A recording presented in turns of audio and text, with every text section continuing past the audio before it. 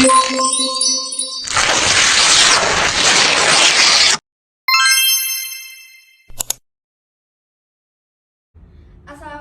warahmatullahi wabarakatuh. Shalom, Om Swastiastu, Namo Buddhaya, Salam Kebajikan. Perkenalkan, nama saya Feica Aurel Salsabila dari kelas Bisnis Digital 2022A dengan NIM 22081494187.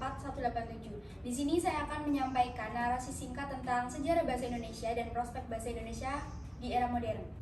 Bahasa Indonesia adalah bahasa nasional yang dipakai oleh seluruh masyarakat Indonesia.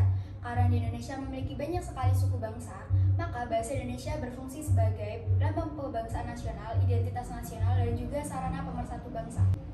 Perkembangan bahasa Indonesia, baik lisan maupun tulisan, berkembang mulai pada saat terbentuknya, yaitu pada 28 Oktober 1928 bersamaan dengan Momen Sumpah Pemuda. Setelah terbentuk, bahasa Indonesia terus berkembang seiring dengan berlakunya ejaan Van Ophuijsen, Suwandi, Melindo, dan bahkan hingga ke ejaan yang disempurnakan atau yang biasa kita sebut sebagai EYD. Ini adalah beberapa contoh sederhana bagaimana bahasa Indonesia dengan pesat mengalami perkembangan. Bahasa Indonesia yang telah dikenal oleh khalayak umum merupakan bahasa Melayu yang menjadi lingua franca atau bahasa perhubungan di Nusantara kala itu. Bahasa Melayu telah ada dan digunakan terlebih dahulu. Keberadaan bahasa Melayu pun dapat dilihat saat persiapan Kongres Pemuda kala itu pada tahun 1926. Para pemuda saat itu masih mempermasalahkan tentang sebutan Bahasa Persatuan Indonesia. Kemudian M. Tabrani mengusulkan bahasa Melayu diganti dengan istilah Bahasa Indonesia, dan hal ini pun disetujui bersama pada tanggal 2 Mei 1926. Sejarah perkembangan bahasa Indonesia dapat disoroti melalui zaman Sriwijaya yang menggunakan bahasa Melayu untuk menjadi bahasa pembelajaran kebudayaan dan hingga pada saat penyebaran agama Kristen. Bahasa Melayu merupakan cikal bakal bahasa Indonesia yang telah berkembang dengan sangat pesat di Indonesia bahkan sebelum bahasa Indonesia pertama kali resmi diumumkan pada Sumpah Pemuda.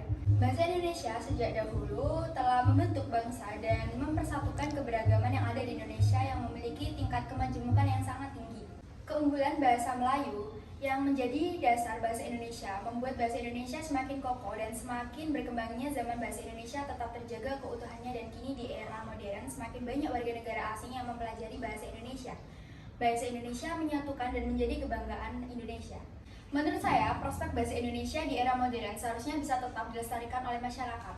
Walaupun di zaman sekarang banyaknya ditemukan bahasa gaul yang eksis di kalangan anak muda, diharapkan bahasa Indonesia tetap digunakan dengan baik. Contoh gampangnya yaitu dengan menggunakan bahasa Indonesia yang sesuai dengan ejaan yang sudah disempurnakan atau EYD.